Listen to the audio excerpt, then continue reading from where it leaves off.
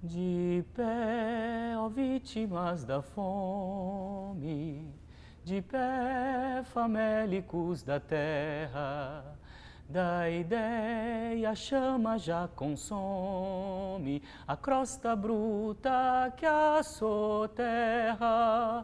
Cortai o mal bem pelo fundo, de pé, não mais, senhores. Se nada somos neste mundo, sejamos tudo, ó produtores.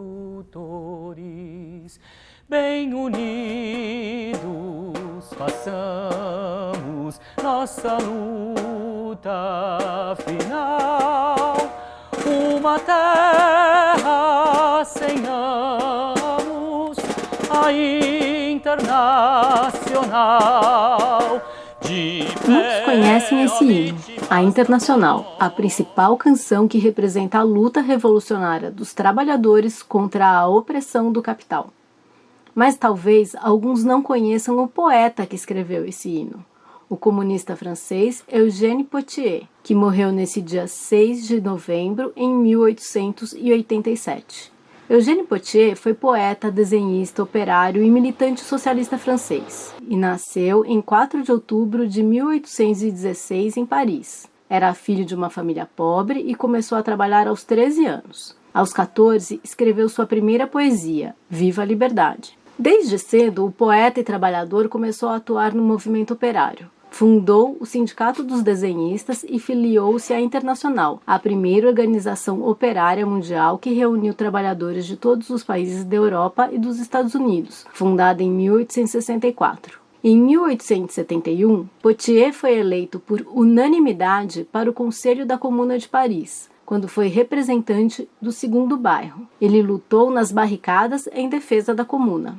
Aqui cabe a dica de ouvir o excelente áudio sobre a Comuna de Paris, do Hoje na Luta. Mas vale lembrar o que foi a Comuna de Paris. Após a França ser derrotada numa guerra sem sentido contra a Prússia, os parisienses famintos e profundamente insatisfeitos com o governo incompetente pegaram em armas por uma sociedade mais justa e conseguiram transformar Paris em uma sociedade comunista e proletária, organizada e comandada pelos trabalhadores. Esse sonho realidade durou 64 dias, entre março e maio de 1871, quando foi massacrado por 130 mil soldados do governo que retomaram a cidade e executaram os communards, os revolucionários que foram capturados.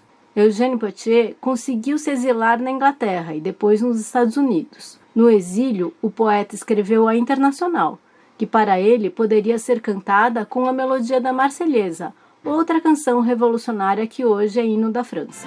Allons enfants de la patrie, le jour de gloire est arrivé.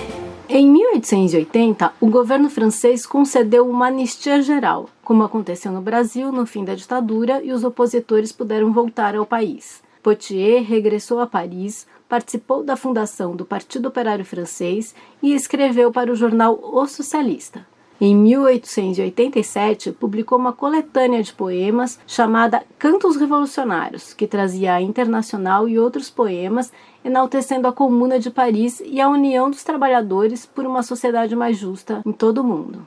Um dos seus poemas é uma homenagem aos 157 revolucionários fuzilados no último reduto da Comuna, o cemitério Père-Lachaise, onde ele mesmo foi enterrado depois. Eugène Pottier manteve a sua atividade política e literária até a morte em 6 de novembro de 1887. O cortejo fúnebre foi acompanhado por cerca de 10 mil pessoas, que seguravam bandeiras vermelhas. O poeta morreu antes da Internacional, seu poema mais famoso, ser transformado em música em 1889. A partir da Segunda Internacional e do Congresso do Partido Operário Francês, o hino se espalhou por toda a França, pela Europa e pelo mundo. Entre 1922 e 1944, foi o hino oficial da socialista União Soviética. Desde então foi traduzido para muitas línguas. A canção é tradicionalmente cantada com o punho fechado no ar, enaltecendo a luta dos trabalhadores. MTST, a luta é pra valer.